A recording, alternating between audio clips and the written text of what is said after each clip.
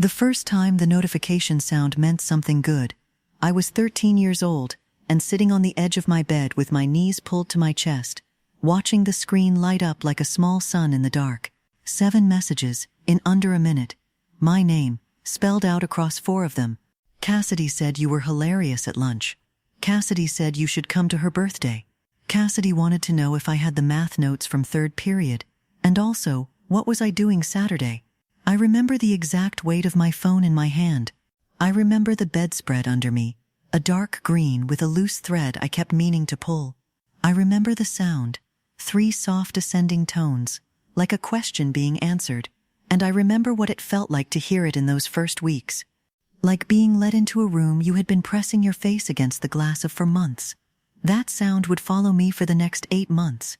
It would find me in the bathroom at school, in the back of my mother's car, in the dark at 2 in the morning when I should have been asleep but couldn't afford to be. By the end, when I heard those 3 tones, I would go very still, the way you go still when you are not sure yet whether what is coming is safety or the end of it. But I am getting ahead of myself. I should tell you what the group was. First, not what it looked like from outside, which was just 7 girls who ate lunch together and wore each other's hoodies and finished each other's sentences in a way that looked like closeness. What it actually was, which took me considerably longer to understand, was an economy. Everyone inside it was always trading something. Proximity for loyalty, information for access, silence for continued membership. Cassidy ran the exchange rate. She didn't announce this. She didn't have to. You just noticed after a while that every social decision that touched any of us somehow required her awareness first. That when she smiled at something you said, the other 5 relaxed by visible degrees. That when she went quiet, the room temperature dropped. I noticed this. I want to be clear that I noticed it early.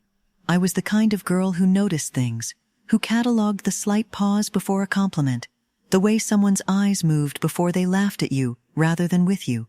My mother used to say I was too watchful for my own good. She meant it as a warning. I took it as a point of pride. What I did not notice, or more accurately what I noticed and chose to reframe, was that Cassidy's particular attention to me was not random. I was new. I had transferred in October, 6 weeks into the school year, and the particular loneliness of being new at 13, not young enough to attach with the unconscious ease of childhood, not old enough to have the vocabulary for what you are actually feeling, was the specific kind of loneliness that makes you receptive. I was not desperate. I told myself. I was just open. This was the first lie. There are several more.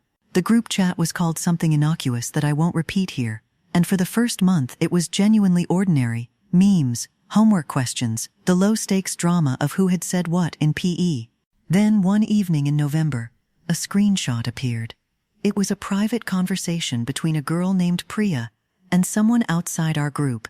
In it, Priya had described Cassidy as fake. The word she actually used was performative, which at 13 was either impressively precise or self-consciously sophisticated, and even then I registered the difference.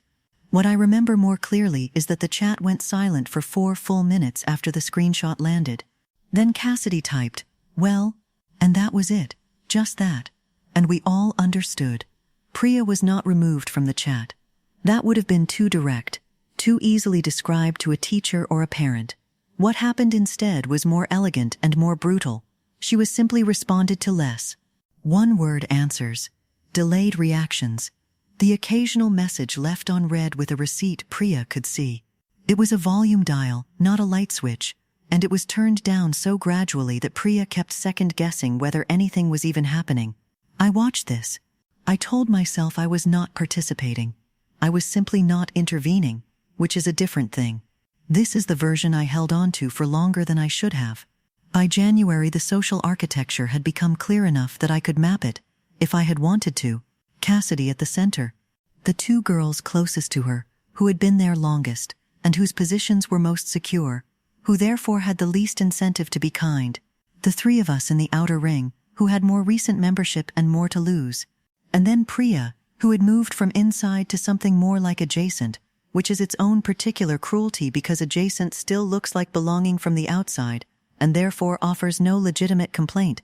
I stayed because leaving would have cost me my entire social world 6 months before high school placement. This is not metaphor. The school fed directly into one of 2 high schools, based on a combination of grades and counselor recommendation, and social standing informed the latter in ways no one admitted officially, but everyone understood practically. I had already started over once. I was not willing to do it again. When I explain this to people now, they understand it or they don't, and the ones who don't usually never had to calculate the real cost of social erasure at 14, which is a kind of luck they probably don't even know they have. So I stayed. And I told myself that staying passive was different from participating. I told myself that I wasn't doing anything, which is how it was still technically true. In February, Cassidy sent me a private message, not in the group chat, a separate conversation, just us. She said she'd noticed I was thoughtful, that I paid attention in a way most people didn't. She asked if I'd seen the messages Priya had been sending another girl in our year, complaints apparently about Cassidy, about all of us. I said I hadn't seen them. She said she thought I might have, because I noticed things. I want you to understand the precision of what was happening here. She was not asking me to do anything yet. She was simply establishing that she knew something about me, that I was observant, that I was quiet about what I observed, and she was reflecting that back to me, wrapped in what felt exactly like being seen. Cassidy had a gift for this. She could make attention feel like intimacy. She could make being chosen feel like being understood. I have met 2 other people in my adult life who could do this, and they were both doing something that required that skill. I told her I'd keep an eye out. It was the most expensive sentence I ever said. In March, a girl named Devora made a comment in the group chat that was meant as a joke but landed wrong. The kind of thing that reads as sharp on a screen without the buffer of tone or expression. Cassidy screenshot it. She sent it to me privately. She asked what I thought. I said I thought Devora hadn't meant it badly. Cassidy said, "You know what's interesting?" She said almost the same thing about Priya. That Priya didn't mean it badly. She didn't ask me to do anything with this. She was just noting a pattern. She left the conversation there, open, and I sat with it for 2 days. Then I sent Cassidy a screenshot. It was a message Devora had sent me in a separate chat, complaining about how Cassidy had been cold to her lately. I sent it because I thought, and this is the part that still costs me something to say out loud, I thought it would help. I thought if Cassidy understood what Devora was feeling, she would ease off, and things would settle, and I would have been useful. I thought I was solving something. I don't believe I am a dishonest person, but I am not sure I believed any of that when I was doing it. I think I sent it because the conversation with Cassidy had made the calculus clear enough that I could feel where my membership stood. I think I sent it because I wanted to stay inside the room, and I had finally found something I was willing to trade. Devora's position in the group shifted within a week. Not dramatically. Just that particular dial turned. I did not send another screenshot after that. I want that on record, even knowing what record means and who is keeping it. But I also stopped defending the girls Cassidy turned the volume down on. I stopped saying she didn't mean it, and started saying nothing, and I learned that nothing was its own form of contribution. By April, 3 girls were in some version of the outer space that Priya had first occupied. I had remained where I was. The notification sound still meant something good, most of the time. The green bedspread was still on my bed. I am a school counselor now. I want you to know that, because I think it matters.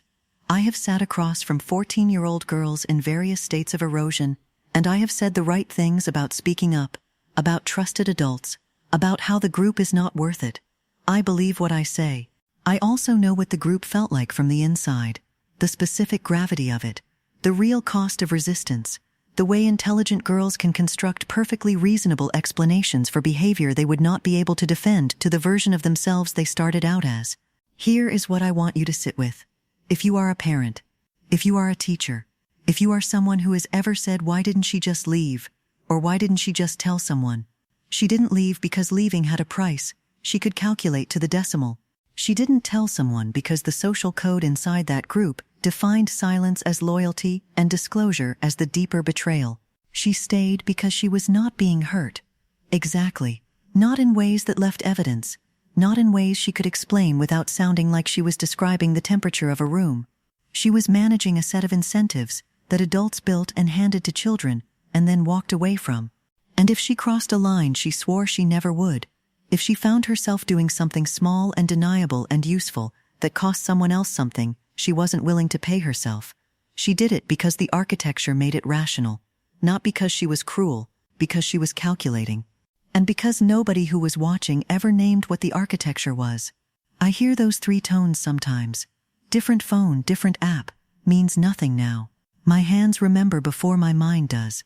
They go still. Ask yourself what you would have traded. Ask yourself what you have already traded, in rooms with different names.